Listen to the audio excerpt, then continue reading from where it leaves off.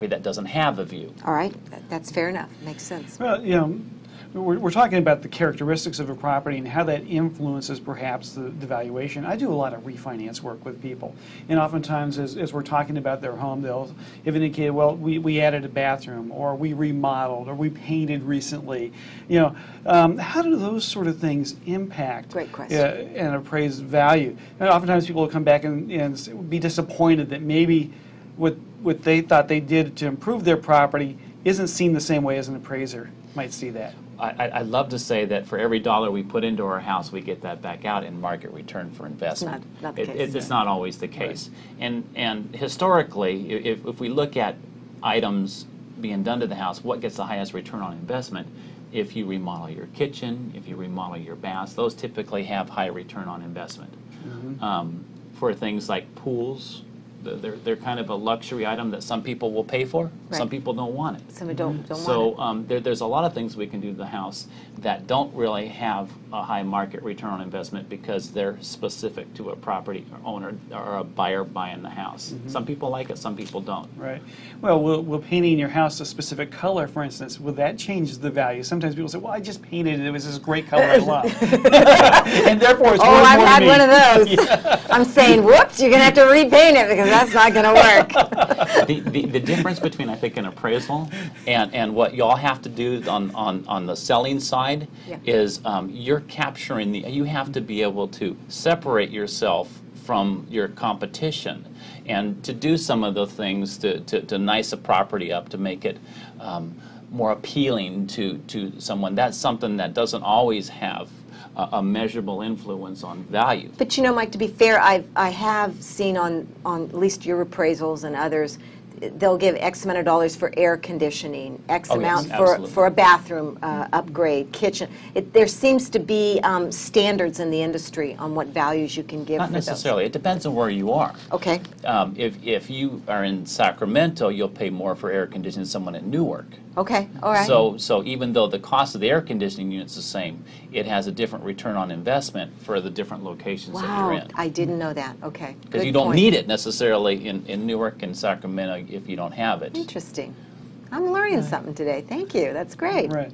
Well, so there's emotional things and things that are a little bit more tangible. So yes, it seems like it's a pretty complicated sort of job that you have to try to meet the objective of providing a value that can be supported, but is one that somebody who is remote from that process, i.e. an underwriter in a loan process or an investor, would say, okay, we can accept that.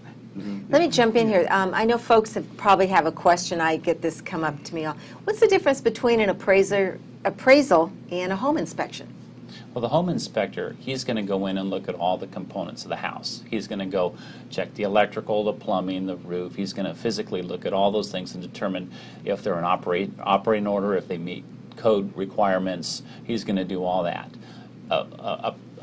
An appraiser is going to look at all the surfaces of all those things. He's going to be, if he's been doing this a while, he should be able to identify some of the issues if he sees problems with the roof or problems with the plumbing. Might note that on the report. He's going to note that, and he's going to then refer to the appropriate professionals to do their damage assessment on those things. Okay. Unless it's a surface thing and he's knowledgeable in how much it would cost to repair. If it's something that could have a significant impact on the value, he's going to have the appropriate professionals look at that. Okay, and one other question I want to clear up is certification. Mm-hmm. What level of certification do appraisers need to have right now? How are you, is that state certification? There's 4 levels in the state. There's a trainee, there's a licensed appraiser, there's a certification, and there's a general certified appraiser. If you're a licensed appraiser, you are licensed to do all properties, non-complex properties under $1 million.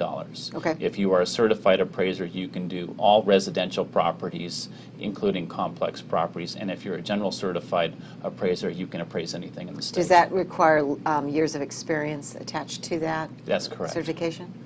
That's correct. I'm assuming there's testing that goes along with that as well. That's correct. Just like there's in our education industry. and testing and years of experience. You have to be able to meet all those criteria.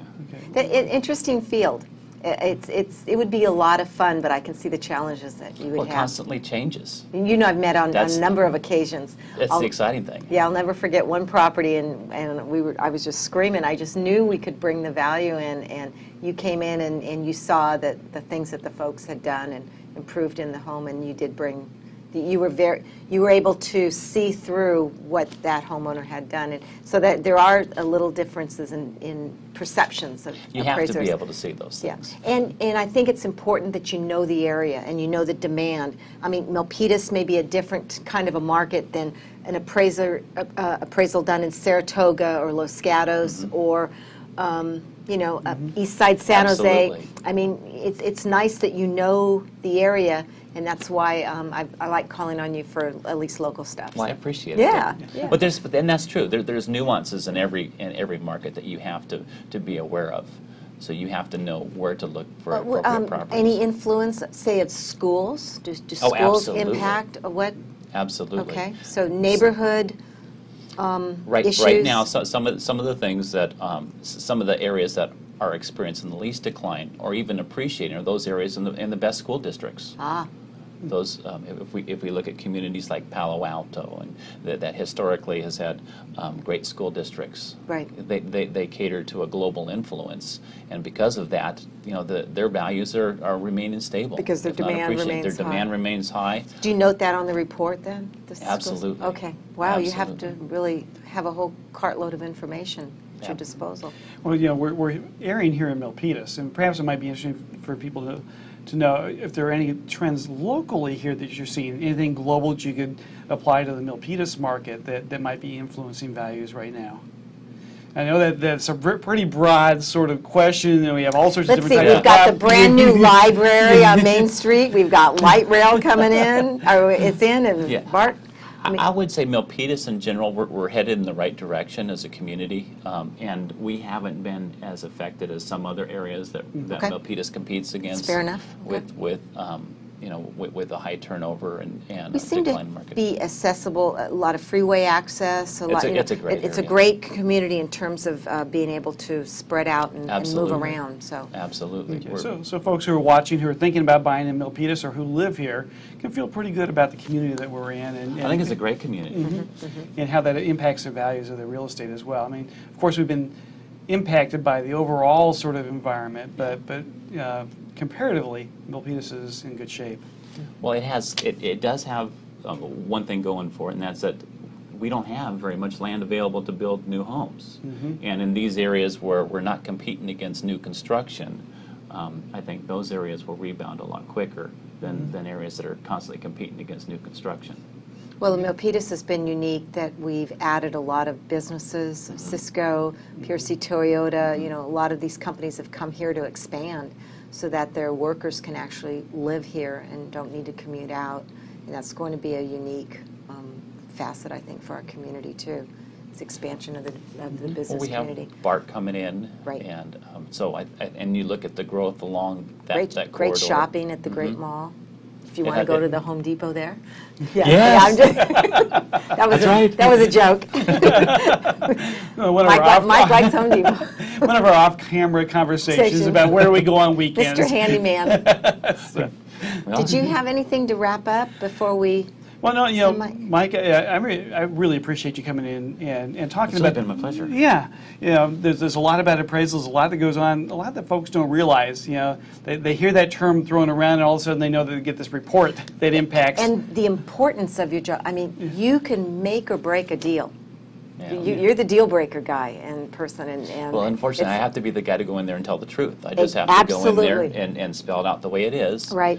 And I do that to protect everybody in the industry. Yes, you do. Yes, you So, do. Yes, you do. Some Absolutely. people like what I have to say, some people don't, and I just have to go in there and tell the truth every time. Right, right. And I know you just do a great job. You have a great business here. So why don't you let the folks know if they have any questions about appraisals or I know they can order an independent. We had a gentleman, his wife passed away, and he needed to order an independent appraisal for his estate. Yeah. So I know you do that for a number of different types of occasions. So folks need to reach you. Where can they do that? At 408-942-1590.